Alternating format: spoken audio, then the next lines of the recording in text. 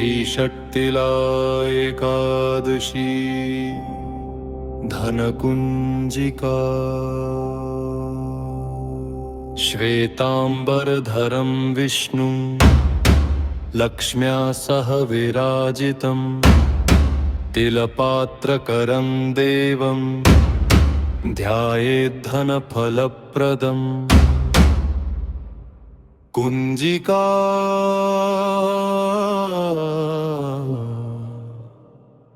पात्रः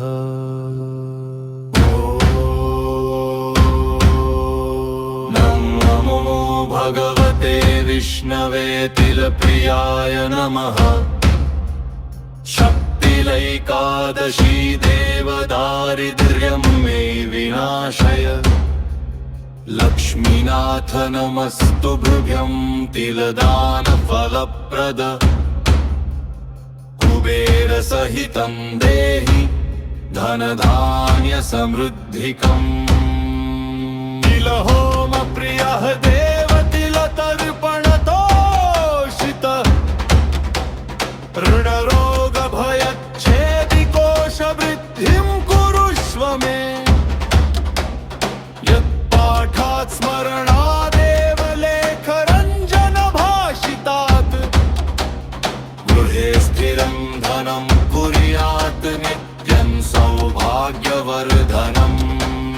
नष्टं धनं समायातु गुप्तं धनं प्रकाशय। अलक्ष्मी पलायेत विष्णुनाम प्रभावतः। ॐ श्रीं ह्रीं क्लीं विष्णवे लक्ष्मी सहिताय नमः। धनं देहि यशो देहि सर्वकामार्थसिद्धये।